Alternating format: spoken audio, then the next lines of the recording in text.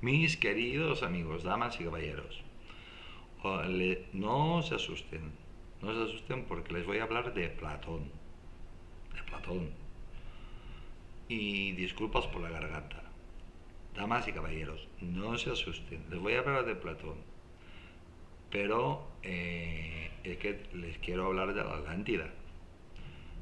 Y para llegar a la Atlántida, pues tenemos que conocer primero a Platón, que estoy seguro que la mayoría de ustedes han leído a Platón. ¿Quién no ha leído a Platón? En mi biblioteca está Platón y todos los que van a salir aquí. Bueno, van a salir 2 capítulos, a no ser que me canse por lo que sea y lo alargue. Siéntense porque va a ser larguito.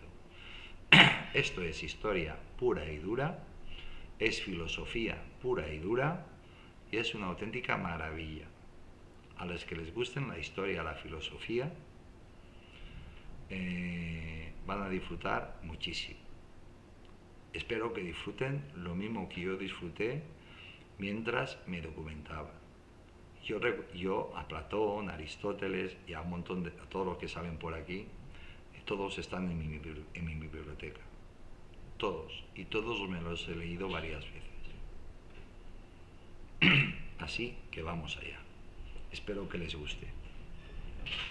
Platón nació en el 387 a.C. y murió en el 347 a.C. Antes de Cristo. Bueno, esta es la cifra oficial. Con exactitud, realmente no se sabe. Y aquí tenemos la primera prueba. Nació en el 427 a.C. No coincide. Arriba pone 387 a.C. Resulta que abajo pone 427 a.C. No lo saben. Ni los científicos, ni los investigadores lo saben. ¿Que existió? Existió. Pero no lo saben. Falleció en el 347 a.C. Coinciden en la fecha de muerte. Pero realmente tampoco lo saben. Pero tampoco no lo saben. Bueno, murió a los 80 años, pero es que tampoco lo saben. Saben que murió viejo, pero no saben. Nació en Atenas, en la antigua Atenas. Y digo antigua Atenas porque hubo una Atenas antigua, en la antigua Grecia. Y claro, pues la nacionalidad pues griega, pero es que entonces Grecia, pues existía Grecia como civilización, no como país. Porque se llaman antigua Atenas, porque Atenas, pues era una ciudad-estado. Lengua materna, pues el griego antiguo, que es muy parecido al griego actual. Familia, pues tenía un padre y una madre. Aristón de Atenas y su madre Perictione. Tuvo una educación esmeradísima. Fue alumno de Sócrates, que no se le ha ido a Sócrates, de Cratilo, de Teodoro de Cirene, de Hermógenes. Vamos, era un sabio. Profesión, pues sería filósofo, ¿no? También podía ser explorador, historiador, cartógrafo. Bueno, su currículum, por decirlo de alguna manera, pues filósofo, política, ética, psicología, antropología filosófica, epistemología, gnosología, metafísica, cosmología, cosmogonía, filosofía del lenguaje y filosofía de la educación. Era realmente un genio. Un genio, un erudito. Alumnos. Pues Aristóteles, Eudoxo de Nido, Genócrates, Heríclates, Póntico, Espeusipo, Felipo de Oponte y León de Bizancio. Esos son los que se conocen con certeza. Seguramente tendría muchos más. Y todos estos, a los que nos gusta la historia, y estamos hablando de historia muy, muy antigua, pues nos los hemos leído. Unos por gusto y otros por obligación. En mi caso, por gusto. Movimiento platónico generó diálogo platónico. Obras notables, pues diálogos de Platón, carrera deportiva, deporte, pues practicaba pues un deporte muy típico de la antigua Grecia, la lucha griega. Esa frase famosísima de mente sana in corpore sano, pues él la aplicaba. Fue maestro de Aristóteles. En el 387 a.C. fundó la Academia de Atenas, institución que constituiría a lo largo de que continuaría a lo largo de más de 900 años. Participó activamente en la enseñanza de la academia. No es que solo la fundó, es que participaba. Escribió sus obras mayoritariamente en forma de diálogo sobre los más diversos temas tales como filosofía política, ética, psicología, antropología, filosófica, epistemología, es que lleva una G delante, pero se ve gnoseología, metafísica, cosmogonía, cosmología, filosofía del lenguaje y filosofía de la educación. A diferencia de sus contemporáneos, se cree que todo su trabajo ha sobrevivido intacto. La pregunta que nos hacemos todos es, si no hubieran quemado o no se hubiera quemado la biblioteca de Alejandría, ¿cuántas cosas tendríamos en la actualidad? Todas esas bibliotecas, ese maldito vicio que tenemos, el Homo sapiens, de quemar libros. Pero yo no puedo evitar personalmente pensar en la biblioteca de Alejandría, ya que estamos hablando de historia antigua. ¿Cuántos rollos o libros de Platón y de sus alumnos y de sus maestros hubieran aparecido por ahí? Hecho el comentario, prosigo. Platón desarrolló sus doctrinas filosóficas mediante mitos y alegorías. Otro comentario. Detrás de cada mito siempre hay una realidad, siempre hay una verdad. En su teoría de las formas o ideas, sostuvo que el mundo sensible es sólo una sombra de otro más real, perfecto e inmutable, del cual provienen los conceptos universales que estructuran la realidad a partir de la idea del bien, y el alma humana, la cual es inmortal, pero ésta se encuentra encarcelada en su cuerpo.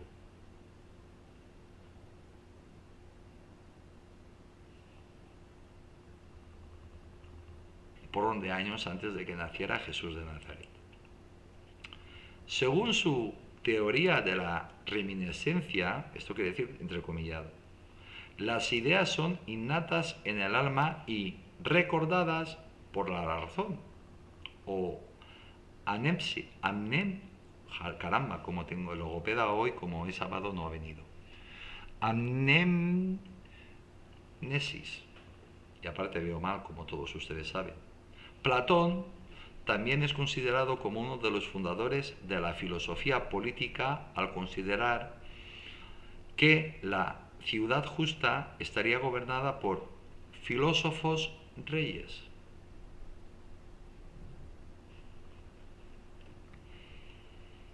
Estoy haciendo pausas más largas de lo normales para ir digiriendo, caramba, hoy cómo estamos hoy. El logopeda no olvida. Estoy dejando espacios para que mediten sobre estas cosas que decía Platón. Intentó también plasmar en un estado real su original teoría política, razón por la cual viajó 2 veces a Siracusa, Sicilia, con intención de poner en práctica allí su proyecto, pero fracasó en ambas ocasiones y logró escapar penosamente y corriendo peligro su vida debido a las persecuciones que sufrió por parte de sus opositores. De Platón también recibimos los conceptos de amor platónico y sólidos platónicos. Platón murió a los 80 años, pero esto es estimado. Yo creo que estaría más correcto decir que murió pues con una edad avanzada o mayor, dedicándose en sus últimos años de vida a impartir enseñanzas en la academia de su ciudad natal. Tras su muerte, dicha institución estuvo al cargo de su sobrino, Eupeusipo. Durante varios siglos, acuérdense que cada siglo son 100 años, pero eso ustedes ya lo saben todos ustedes, la antigua academia fue abandonando el platonismo, dando un giro filosófico hacia el escepticismo en la nueva academia. Esta fue clausurada definitivamente por el emperador Justiniano en el 529. Con la iglesia hemos topado. En el siglo I a.C., Antíoco de Ascalón retomó las ideas de Platón, absorbiendo doctrinas de la escuela peripática y estoica, formando así el llamado platonismo medio, seguido de Filón de Alejandría y Plutarco. Casi nada, ¿eh? Eso fue a su vez base del llamado neoplatonismo, defendido por filósofos como Plotino y Porfirio. Dichas doctrinas influyeron en las religiones cristianas, judías, islámicas durante la Edad Media y moderna, en figuras como San Agustín, Avicena, Maimónides, Marsilio Fácino, Henry More y Echel. El platonismo posteriormente fue criticado por filósofos como Nietzsche, Heidegger y Popper, que personalmente no le llegan ni a la suela de los zapatos. Es una opinión muy subjetiva mía. No obstante, su influencia como autor y sintematizador ha sido incalculable en la historia de la filosofía occidental, de la que se ha dicho con frecuencia que alcanzó identidad como disciplina gracias a sus trabajos.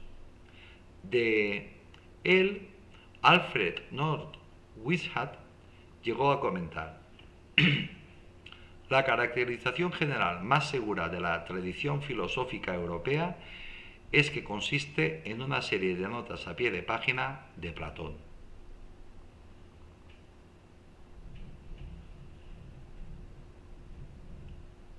El árbol genealógico de Platón, según descrito por Diógenes de Laercio.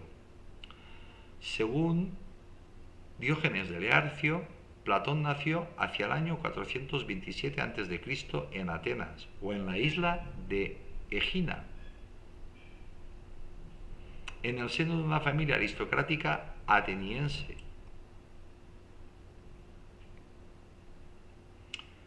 Era hijo de Aristón, quien se decía descendiente de Codro, el último de los reyes de Atenas, y de Perictione, cuya familia estaba emparentada con Solón. El hermano menor de Glaucón y de Adiamanto, hermano mayor de Potone, madre de Espeusipo, su futuro discípulo y sucesor en la dirección de la academia, y medio hermano de Antifonte, pues Perictione, luego de la muerte de Aristón, se casó con Perilampes y tuvo un quinto hijo,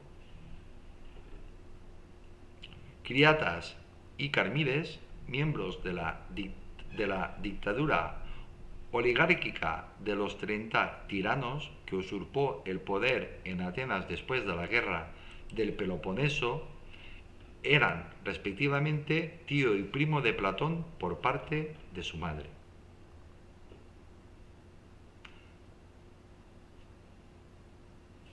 Como ven ustedes, de Platón, aunque vivió hace la tira de años, se conoce muchísimo, muchísimo. Aunque también hay lagunas, pero es normal. En consecuencia, con su origen, Platón fue un acérrimo antidemócrata, y para eso solo tienen que ver sus escritos políticos, República, Político, Leyes. Con todo ello no le impidió rechazar las violentas acciones que habían cometido sus parientes oligárquicos y rehusar participar en su gobierno. El nombre de Platón, su nombre verdadero, fue Aristócles, entrecorchetado, Platón. Fue al parecer el apodo que le puso su profesor de gimnasia y que se traduce como aquel que tiene anchas espaldas, según recoge Diógenes de Laercio en Vida de los filósofos ilustres. Y adiós, aquí ya se me ha ido la mitad de las personas, porque o te gusta mucho la historia o esto es un tostón. Pero a mí me encanta, la verdad, yo creo que se nota en mi cara que estoy disfrutando. Educación. Platón era un luchador y su nombre viene por su espalda ancha. Eso es lo que significa Platón, espalda ancha. Así que conocemos a todos a Platón por su apodo. Eupesipo, sobrino de Platón, elogia la rapidez mental y la modestia que tuvo de niño, así como su amor por el estudio. En su juventud se habría interesado por artes como la pintura, la poesía y el drama. De hecho, se conserva un conjunto de epigramas que suelen ser aceptados como auténticos y la tradición refiere que había escrito o tenía interés en escribir tragedias, afán que habría abandonado al comenzar a frecuentar a Sócrates.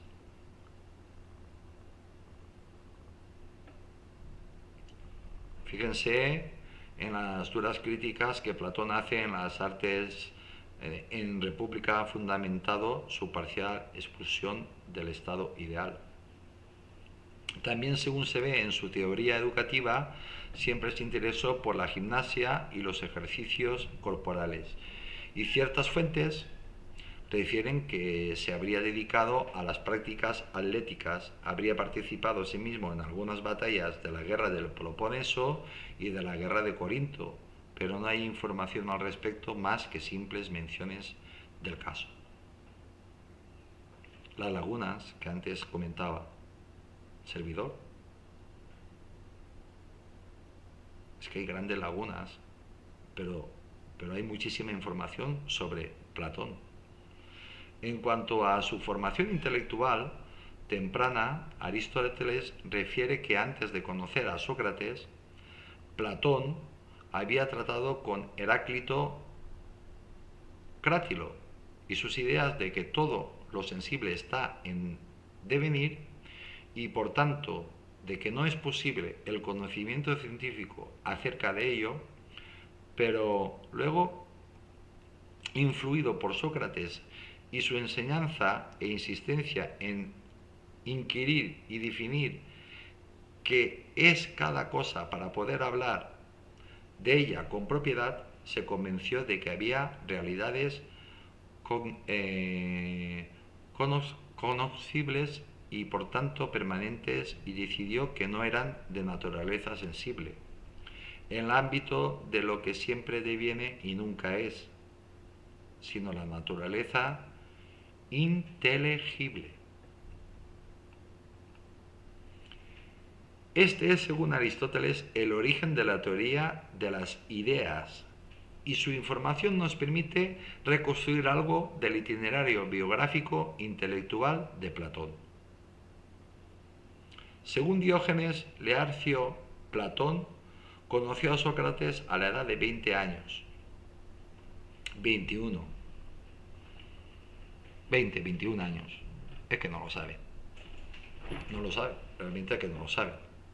Pero si la historia dice que 20 años, pues nosotros lo vamos a dar como bueno y ya está. Vamos a ser ortodoxos. Aunque el historiador W.K.C. Gutier se muestre convencido de que ya lo frecuentaba con anterioridad. De cualquier modo, puede acordarse en que es decir, que podemos estar de acuerdo en que el primer encuentro se produjo entre el 412 y el 407, es decir, entre los 15 y los 20 años de Platón.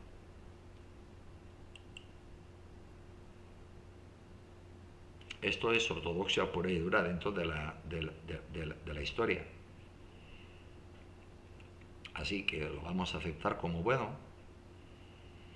A partir de allí, fue uno de los miembros más cercanos del círculo socrático hasta que en el 399 Sócrates, que contaba unos 70 años, fue condenado a pena de muerte por el Tribunal Popular ateniense, acusado por los ciudadanos Anito y Maleto de impiedad, es decir, de no creer en los dioses o de ofenderlos, y de corromper a la juventud, entrecomillado esto último. La apología nos muestra a Sócrates frente a un tribunal ensayando su defensa y acusando a sus opositores de la injusticia que estaban cometiendo contra él.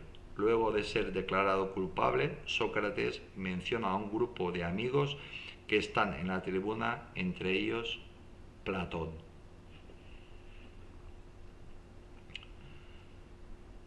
Me acuerdo de la doctora Tobalina, que se da sus paseitos. Yo como voy en silla de ruedas, que voy con la silla de ruedas para arriba y para abajo, bueno, eso es para desempalagar un poquitín, para tomar aliento un poquitín. Sin embargo, Platón mismo hace que Fedón diga en el diálogo que lleva su nombre y al referir a Écrates, la tarde última de Sócrates con sus amigos antes de beber la cicuta, que Platón estaba enfermo, cree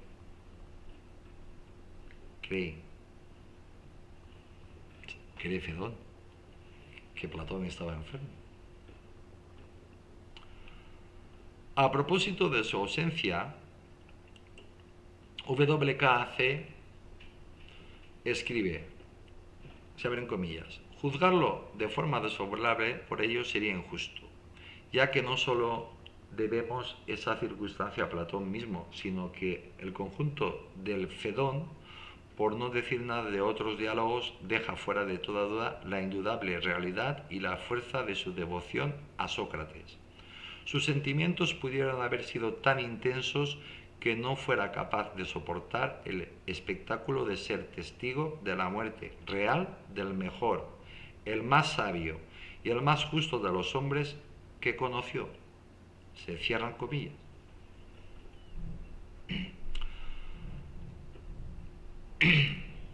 Luego de la pérdida de Sócrates, Platón, que tenía solo 28 años, se retiró con algunos otros de sus discípulos de su maestro a Megara, Sicilia, a la casa de Euclides, socrático fundador de la escuela megárica.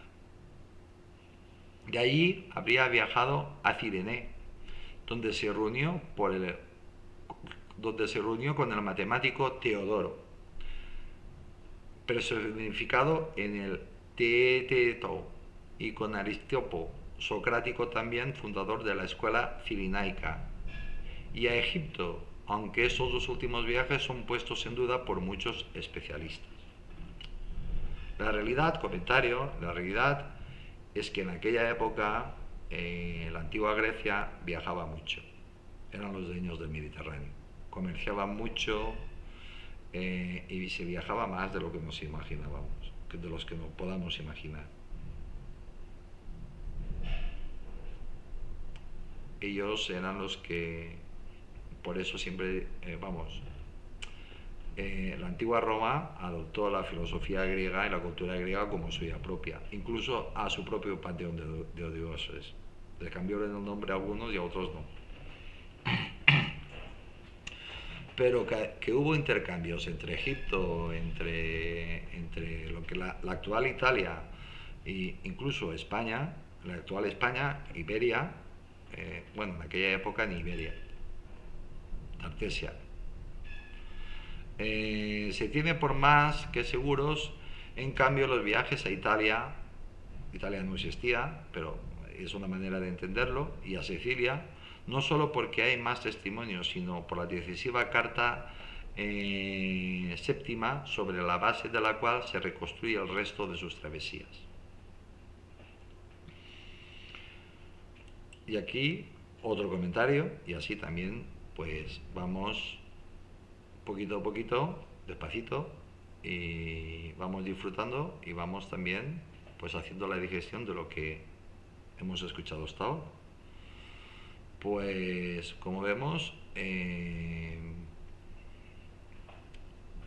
se van reconstruyendo, aparte de algunos escritos, la vida de Platón, pero que Platón viajó, y tanto que viajó, no paró de viajar, pero no dejó nunca su Atenas natal. Es decir, que él iba y volvía y regresaba a casa. Igual regresaba al cabo de 2 años o al cabo de 1 año, pero regresaba. Y aparte regresaba siempre con historias y aparte documentadas. En su viaje a Italia habría tenido contacto con aleateas y pitagóricos, dos de las principales influencias que acusan sus obras, en especial con Filoloao, erudito, y Arquitas de Tarento, quien era a la vez político y filósofo en su polis. Polis, como saben todos ustedes, es ciudad, significa ciudad, en griego. Yo no sé griego. En el 387 a.C. viajó por primera vez a Sicilia, a la poderosa ciudad de Siracusa, gobernada por el tirano Dionisio. Allí conoció a Dión, el cuñado de Dioniso, por quien se sintió poderosamente atraído y al que transmitió las doctrinas socráticas acerca de la virtud y del placer. Comentario. Como pueden observar ustedes, en aquella época, en la época antigua, a las cosas se les llamaba por su nombre. Al tirano era un tirano, o déspota era un déspota. Y cuando hablamos de que se sintió atraído y cosas de estas por su inteligencia y su esto, y también se habla libremente sobre la homosexualidad. Abiertamente. No era nada extraño y infrecuente, pues pues tener relaciones con un hombre.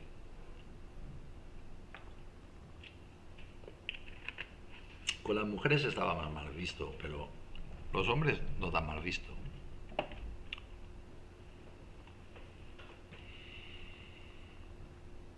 Yo me remito a la historia, a la historia. Y aparte, si se han dado cuenta, estoy seguro que sí, estoy leyendo más que comentando. Y los comentarios los hago casi más para ir con calma, porque es larguito, yo estoy viendo el cursor y ni se mueve, y ya vamos por 30 minutos, así que... Según un relato tradicional, al final de su visita, Platón habría sido vendido como esclavo por orden de Dionisio y rescatado por el cirenaico Aniceris en Higina, polis que estaba en guerra con Atenas. Quien es enemigo de mis enemigos es mi amigo, ¿no? Esto es un comentario, obviamente. Curioso. Academia y vejez. A la vuelta de Sicilia se estima que al poco tiempo Platón compró una finca en las afueras de Atenas en un emplazamiento dedicado al héroe Academo y fundó allí la academia. Fijaos, academia. Esta funcionó como tal ininterrumpidamente hasta el año 86 a.C. Si se dan cuenta, las fechas no cuadran, pero que duró un montón de años, 800, 900, 1000 años, 700, una barbaridad. ¿Se imaginan lo que sería el equivalente a una universidad que te dure 800 años? Es una barbaridad, ¿no? Al ser destruida por los romanos, fue restituida y continuada por los platónicos hasta que en el 529 después de Cristo fue cerrada definitivamente por Justiniano I, quien veía en las escuelas paganas una amenaza para el cristianismo y ordenó su erradicación completa. Claro. Comentario.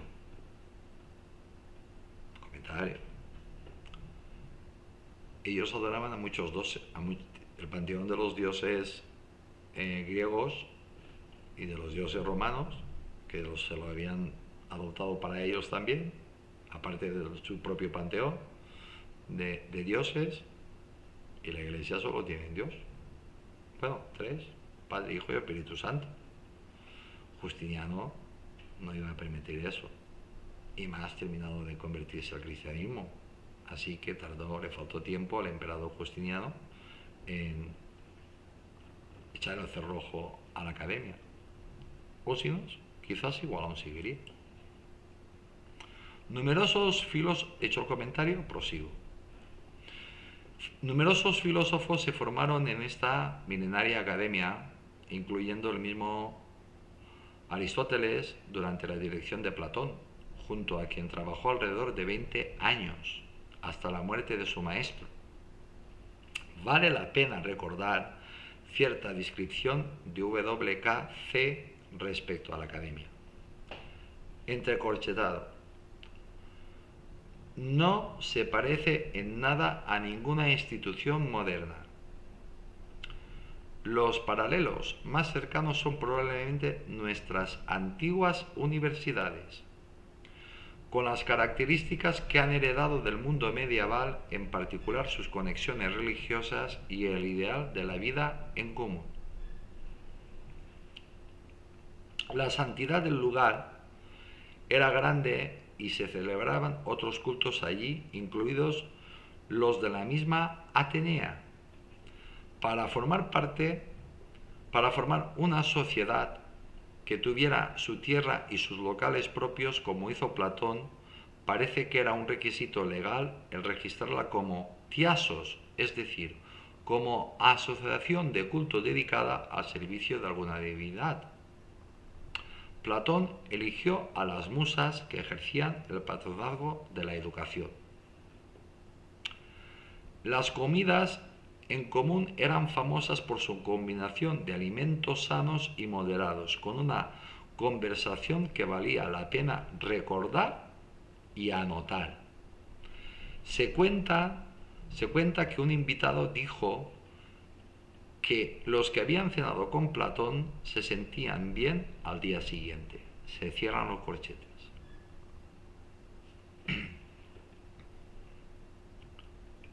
En la academia, que no aceptaba personas sin conocimientos matemáticos previos, se impartían enseñanzas sobre distintas ciencias: aritmética, geometría, astronomía, armonía, puede que también ciencias naturales, a modo de preparación para la dialéctica, el método propio de la Inquisición filosófica, la actividad principal de la institución.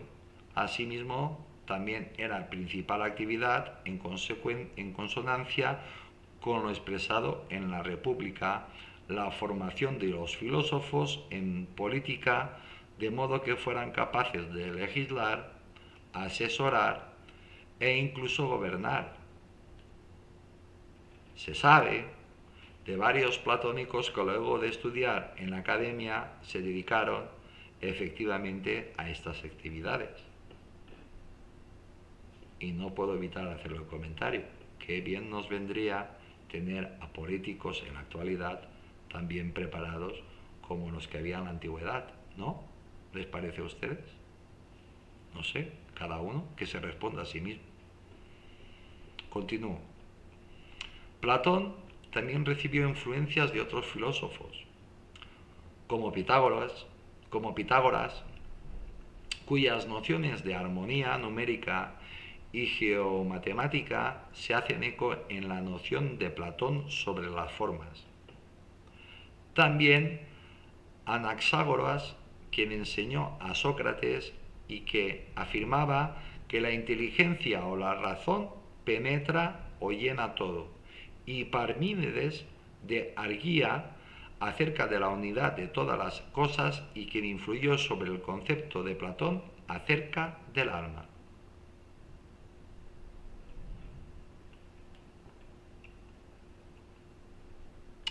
Platón murió en el 347 a.C., a los 81 años de edad, dedicándose esos últimos años de vida a impartir enseñanzas en la academia de su ciudad natal.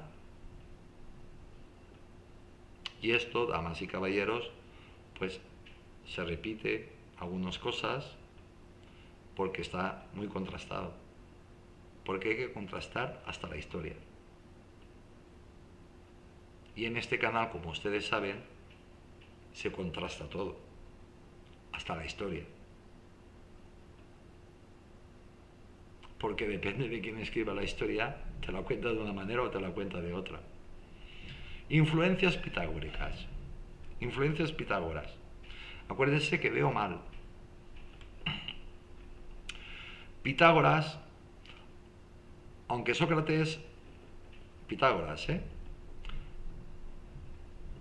dice que aunque Sócrates influenció a Platón directamente, como se relaciona en los diálogos, la influencia de Pitágoras sobre Platón, o en un sentido más amplio los pitagóricos como Arquitas, también parece haber sido significativa. Aristóteles afirmó que la filosofía de Platón siguió de cerca las enseñanzas de los pitagóricos, y Cicerón repite esta afirmación. Pitágoras sostuvo que todas las cosas son números y el cosmos proviene de los principios numéricos.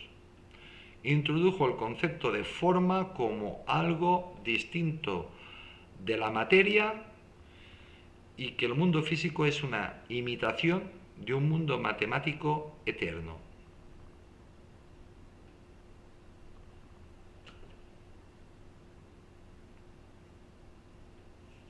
El filósofo griego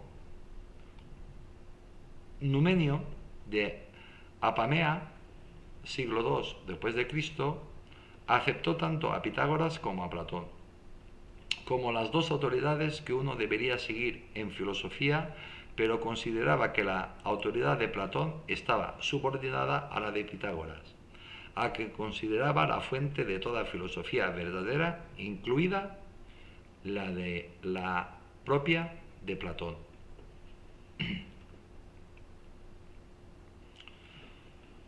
Vamos a ver qué dice Heráclito y Parménides. Los dos filósofos, Heráclito y Parménides, siguiendo el camino iniciado por los filósofos griegos presocráticos como Pitágoras, se apartan de la mitología y comienzan la tradición metafísica que influyó fuertemente en Platón y continúa hoy. Los fragmentos supervivientes escritos por Heráclito sugieren la idea de que todas las cosas cambian o se convierten continuamente. Su imagen del río con aguas siempre cambiantes es bien conocida. Platón recibió esas ideas a través de su discípulo Heráclito. Crátilo, quien sostenía la visión más radical de que el cambio continuo justifica el escepticismo porque no podemos definir algo que no tiene una naturaleza permanente.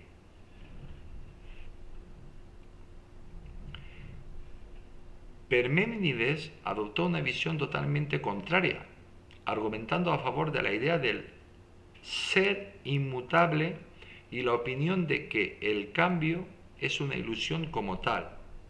Lo califica como el fundador de la metafísica u ontología, como un dominio de indagación distinta de la teología. Estas ideas sobre el cambio y la permanencia o el devenir y el ser influyeron en Platón en formular sus teorías de las formas. El diálogo más autocrático de Platón se llama Parménides, en el que aparece Parménides y su alumno Zenón, quien tras la negación del cambio de Parménides discutió enérgicamente con sus paradojas para negar la existencia del movimiento. El diálogo sofista de Platón incluye a un elástico, El diálogo sofista de Platón incluye a un eleático seguidor de Parménides. En el diálogo Platón argumenta que el movimiento y el descanso son contra los seguidores de Parménides que dicen que el descanso es, pero el movimiento no es.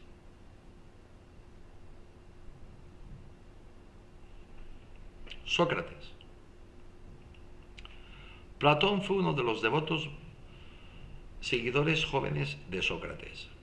La relación precisa entre Platón y Sócrates siguió siendo un área de discusión entre los estudiosos. Aristóteles atribuyó una doctrina diferente con respecto a las formas de Platón y Sócrates. Aristóteles sugiere que las ideas de las formas de Sócrates se puede descubrir a través de la investigación del mundo natural, a diferencia de las formas de Platón, que existen más allá y fuera del rango ordinario de la comprensión humana.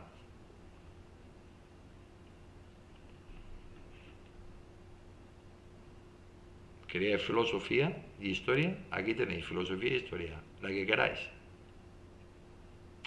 Según la carta séptima, Platón veía a Sócrates como, se abren comillas, el más justo de los hombres de su tiempo, se cierran las comillas.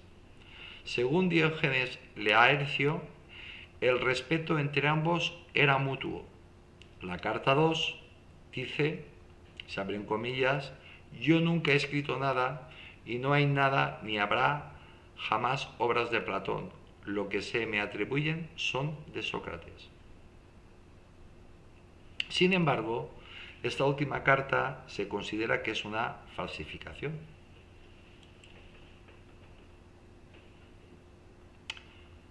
Diálogo platónico. Bueno, Virgen Santa. Digo Virgen Santa porque yo no sé griego. A ver cómo leo esto. Papiro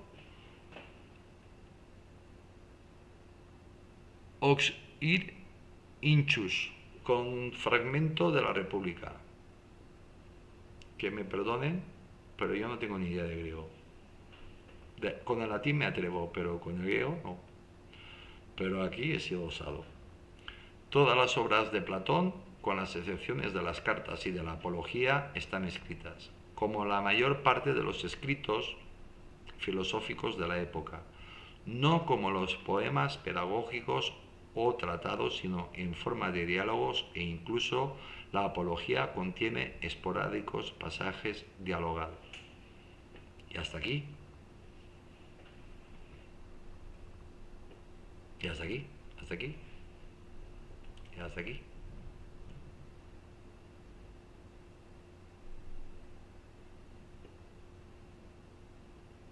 Segundito. Un segundito y hasta aquí. Bueno, pues para mí es un placer, de verdad, ¿eh? Yo estoy disfrutando como un niño con un caramelo a la puerta del colegio, y yo caramelos no puedo, mi dentadura está cada vez peor. Estoy disfrutando con la filosofía y con la historia. Y acuérdense que todo esto tiene un porqué. El porqué se llama la Atlántida. Pero para llegar a la Atlántida primero tenemos que pasar por esta maravilla. A los que les gustan, a ustedes, a los que les guste la historia y la filosofía, aquí estarán disfrutando muchísimo. Bueno, yo he disfrutado muchísimo, la verdad. Y van a salir varios capítulos, porque como ustedes saben, pues las cosas en este canal se intentan hacer bien hechas. Y que nada, que para mí es un placer, que estoy tremendamente agradecido, que solo tengo palabras de agradecimiento, que muchísimas gracias a todos ustedes, gracias, gracias, gracias, gracias a todos. Y hoy vamos a estar unos días entre China y Platón y la Atlántida. Vamos a estar unos días así, a no ser que meta algo entre medio para desempalagar. Pero en fin, yo he disfrutado muchísimo. Amigos míos, damas y caballeros, soy Tony Garcés.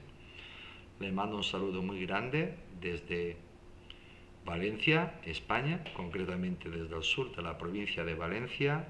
Les deseo a todos que terminen de pasar un feliz domingo. Ya estamos en Fallas, aquí en Valencia, ya estamos en Fallas, y que sean muy felices con sus familias,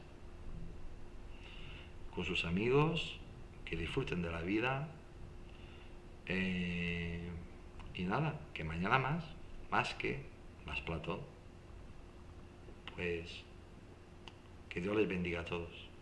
Hasta mañana, si Dios quiere.